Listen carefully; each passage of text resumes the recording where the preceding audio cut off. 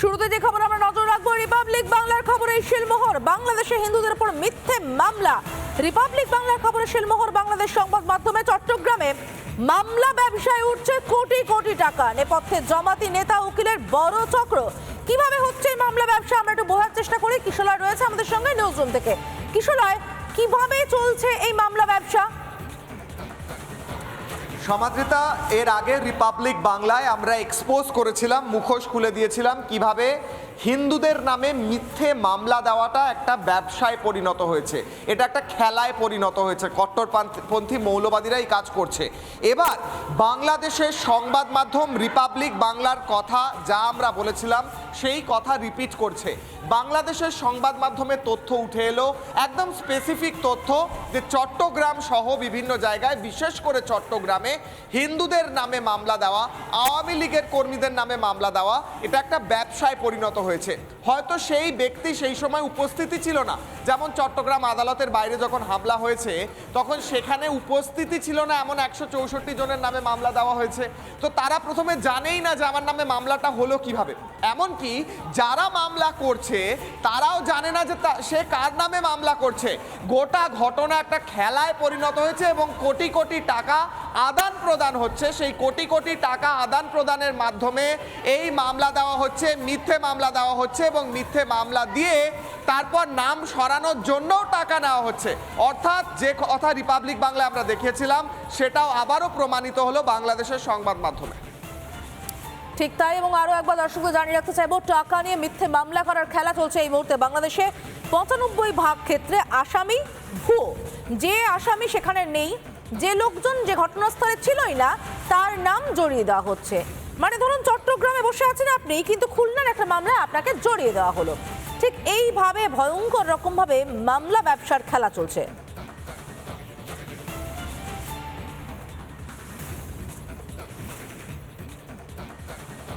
আমি আরো একবার চলে যাব নিউজরুমে কিশোলয়ের কাছে। আমরা চেষ্টা করব কিছু প্রতিক্রিয়া নেওয়ার জন্য। কিশোলয়, ততক্ষণ পর্যন্ত তোমার কাছে একটু বোঝার চেষ্টা করব যে এই যে আমরা দেখলাম কিছুদিন আগেই তুমি একটা লম্বা লিস্ট দেখাচ্ছিলে 168 জনের নাম, কোন মামলা জানানো হয়েছিল? আইনজীবীদের পেটানোর ঘটনায়। ঠিক তার পরের দিন, অর্থাৎ আইনজীবীদের পেটানোর ঘটনার পরের দিনই যারা গ্রেফতার হয়েছিল তারা কেউ হিন্দু নয়। এইভাবেই কি এই মামলা ব্যবসাগুলো চলছে? মামলা ব্যবসা, দেখো দুটো কাজ হচ্ছে এই সমাদৃতা, এই গোটা সিস্টেমে দুটো কাজ হচ্ছে। এক হচ্ছে বিএনপি জামাতি আইনজীবী এবং নেতারা কোটি কোটি টাকা কামাচ্ছে, আরেক হচ্ছে হিন্দুদের ওপর বদলা নেওয়া যাচ্ছে, হিন্দুদের ওপর এই চাপটা কন্টিনিউ করা যাচ্ছে। এমনকি চিন্ময় কৃষ্ণ প্রভুর নামে পর্যন্ত মামলা দেওয়া হয়েছে আদালতের বাইরে, যে হিংসা হচ্ছে তাই নিয়ে। সমাদৃতা, আমরা দেখেছিলাম চিন্ময় কৃষ্ণ প্রভু একদম প্রিজন ভ্যানের ভিতরে ছিলেন, তাকে আটকে রেখেছিল বাংলাদেশি পুলিশ। বাংলাদেশি পুলিশ তাকে নিয়ে যায় আদালতে, আবার নিয়ে বার করে নিয়ে আসে।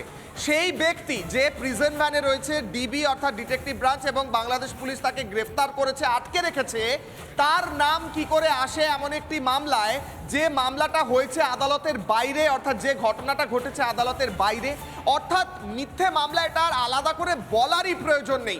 যা ভিডিও ফুটেজ আছে বাংলাদেশের তরফ থেকেই এসেছে, তাতে প্রমাণিত হয়ে গিয়েছে যে মিথ্যে মামলা দেওয়া চলছে। এমন অনেক ব্যক্তি আছে তারা ওখানে ছিলই না, তাদের নামে মামলা দেওয়া হয়েছে। আইনজীবী সাইফুল হত্যায় মামলা দেওয়া হয়েছে যাদের নামে, তাদের বেশিরভাগই সেখানে ছিলেন না অথবা তাদের কোনো যোগ নেই। এমন ব্যক্তিরাও গ্রেফতার হয়েছে যারা অহিন্দু, কিন্তু বলা হয়েছে হিন্দুরা এই হত্যাকাণ্ড ঘটিয়েছে। পরবর্তীকালে সেই চাপে পড়ে তারা হিন্দুদেরও গ্রেফতার করে, এটা প্রমাণ করার জন্য যে হিন্দুরাও এই কাজ ঘটিয়েছে। অর্থাৎ গোটা জিনিসটা একটা ব্যবসা চলছে সমাদৃতা। ধন্যবাদ কিশোরয়।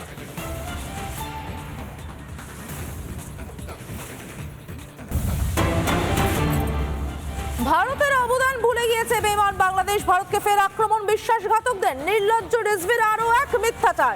পাকিস্তান থেকে নাকি স্বাধীনতা এনে দিয়েছে বাংলাদেশ। ভুলে গিয়েছেন 71-এর মুক্তিযুদ্ধের ইতিহাস। 13ই মার্চ শুরু হওয়া যে মুক্তিযুদ্ধ ডিসেম্বর মাসে জেনারেল মানেকশা ইন্দিরা গান্ধীর নির্দেশে হস্তক্ষেপ করার পর মাত্র 13 দিনে শেষ হয়ে গিয়েছিল। তার আগে খান সেনারা বাংলাদেশে কার্যত লুট তরাজ, ভয়ঙ্কর একটা পরিস্থিতি তৈরি করে দিয়েছিল। এবং সেখানে রিজভি কি জানেন যে তাদের মা বোনেদের সঙ্গে ঠিক কি পরিস্থিতি তৈরি হয়েছিল? শিয়াল শকুনে ছিঁড়ে খেয়েছিল দেহ। যেখান থেকে উদ্ধার করে এনেছিল সেই ভারতই। ভুলে গিয়েছে মুক্তিযুদ্ধের ইতিহাস ইউনুস, তাই কি এহেন মন্তব্য? কি মন্তব্য শুনুন প্রথমে। আজকে এই নিজেরা একত্রভিত্ত হয়ে মুষ্টিবদ্ধ হাত আকাশের দিকে তুলে তারা আখাউড়ার দিকে এগিয়ে যাচ্ছে।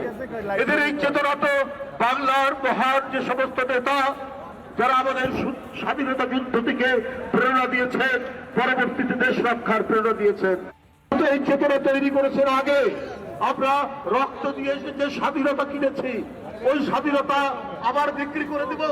আমরা পিন্ডির কাছ থেকে স্বাধীনতা ছিনিয়ে এনেছি, এটা দিল্লির কাছে আমরা আত্মসমর্পণ করব। এই রক্ত আমাদের মাঝে নেই।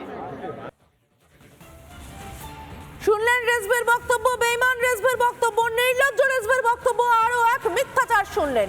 ৭১-এর মুক্তিযুদ্ধ শুধুমাত্র ভারতের হস্তক্ষেপেই শেষ হয়েছিল। খান সেনাদের হাত থেকে বাংলাদেশকে উদ্ধার করেছিল ভারতই, অথচ তা ভুলে গিয়েছে রেজভি, ভুলে গিয়েছে বিএনপি জামাত জোটের সরকার, এবং সেই কারণেই এই ধরনের মিথ্যাচার রুহুল কবির রেজভির। ভারত না থাকলে আত্মসমর্পণ করত পাকিস্তান। ইতিহাস ভুলে গিয়েছেন নাকি ইচ্ছাকৃতভাবে ভুলছেন বিএনপি নেতা? পূর্ব পাকিস্তান হওয়ার মরিয়া প্রয়াস। কিছুদিন আগে আমরা দেখেছিলাম শরিয়াতি আইন লাগু করার প্রচার ঘোষণা চলছে। আমরা দেখেছিলাম কিভাবে মহিলাদের জন্য একাধিক নিষেধাজ্ঞার প্রচার চলছে। এই সবটাই কি কার্যত ইচ্ছাকৃত? আরো একবার পাকিস্তানে ফিরে যেতে চায় বাংলাদেশ। যে ছবি এই মুহূর্তে দেখতে পাচ্ছেন, সেই মুক্তিযুদ্ধের সময় ছবি দেখতে পাচ্ছেন, যখন ভারতের মহাপরাক্রমের কাছে কার্যত হার মেনে পালাতে বাধ্য হয়েছিল খান সেনারা। সেই ইতিহাস ভুলেছেন বিএনপি নেতা। এখন যে ছবিটা দেখতে পাচ্ছেন সেটা লং মার্চের ছবি দেখতে পাচ্ছেন। বিএনপির লং মার্চের ছবির পাশাপাশি ৭১-এর মুক্তিযুদ্ধের ছবি দেখতে পাচ্ছেন। এই ছবি ভুলেছেন রুহুল কবির রেজভি। ভুলে গিয়েছেন ১৩ই মার্চ থেকে লাগাতার লড়াই করেও তারা স্বাধীনতা আনতে পারেনি ভারতের হস্তক্ষেপ ছাড়া। এবং এবার যে ছবিটা আপনাদেরকে দেখাচ্ছিলাম, ডান দিকে ছবিটা দেখতে পাচ্ছেন স্ক্রিনে, র্যালি, বিএনপির অশান্তি তৈরির তাল। নানা ধরনের কন্টেন্ট দেখার জন্য লাইক করুন, শেয়ার করুন আমাদের ফেসবুক পেজ, সাবস্ক্রাইব করুন আমাদের ইউটিউব চ্যানেল। পাশাপাশি অন্যান্য ব্রেকিং নিউজের জন্য অবশ্যই চোখ রাখুন রিপাবলিক বাংলায়।